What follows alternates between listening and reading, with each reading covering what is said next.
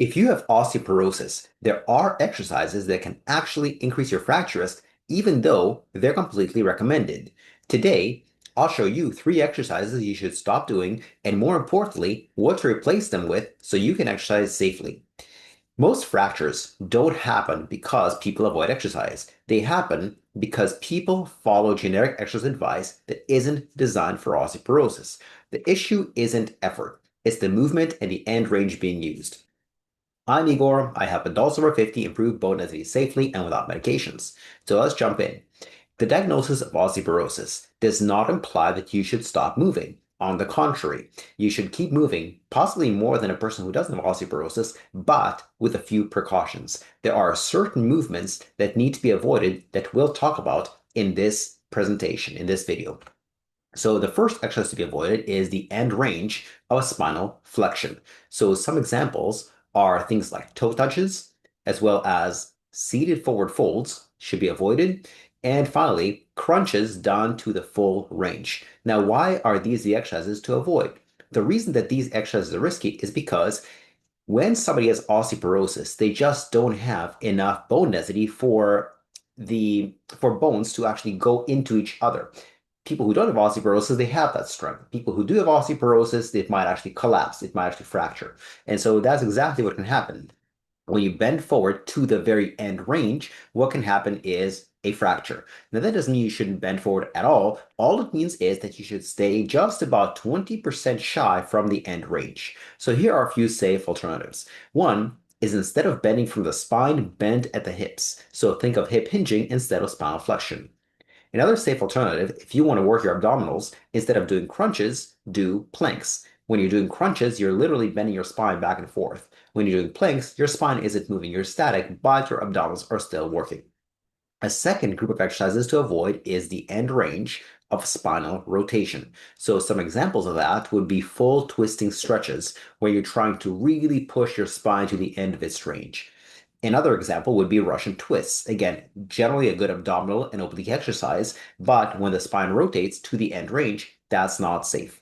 A third example would be aggressive yoga rotations. Again, generally speaking, fine, but not to the end range. Why are these risky? Because when you try to torque or twist the spine, as in you see in this picture, or with this exercise with a barbell on top of you or in your hands, you create forces that like rotational forces that the spine of somebody with osteoporosis can't handle. Again, the alternatives are very, very simple. If you want to work your obliques, the sides of your abs, without rotating your spine, simply do a side plank. Another safe alternative would be to do something like anti-rotation holds, like a Pallof press.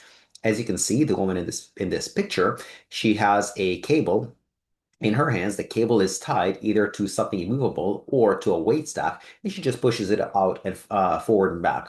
What's happening here is that as she pushes it out, the obliques have to work harder in order to prevent the body from rotating. But the net effect is that there's no rotation at the spine. And a third group of exercises that should be avoided is back bends. Sorry, the end range of back bends. So things like yoga back bends, things like Superman holds. These things should be avoided to the end range. Again, shy of the end range, no problem. To the very end range, big problem in people with osteoporosis. Here's why it's risky. When you bend the spine backwards, the parts of the spine called the facet joints can bump into each other. And again, if somebody doesn't have osteoporosis, no problem. If somebody has osteoporosis, it can cause a fracture. We don't want that. Here are a few safe alternatives to that. Simply, you can raise your spine up, but keeping the spine neutral. So don't try to go all the way back, go just shy of that. And just, unlike this picture, take your elbows off the ground. So the only thing that's working is the muscles running along the spine. Another safe alternative is machine or supported versions. You can see her spine here is neutral. There is no excessive arch. There's just a normal arch. And a third, so here's an example of a bad way to do it. You can see she's arching up excessively, and here's a good way to do it. She's not going as high up, okay? Again, this is not a problem for somebody without osteoporosis, but for somebody with osteoporosis, you can do almost identical exercises, just stay 20% shy of the end range. In summary, here are all the safe alternatives. If you like, you can pause this slide so that you can do these safely. So on the left side, these are the safe alternatives. On the right side are exercises to avoid. Okay, so good and bad.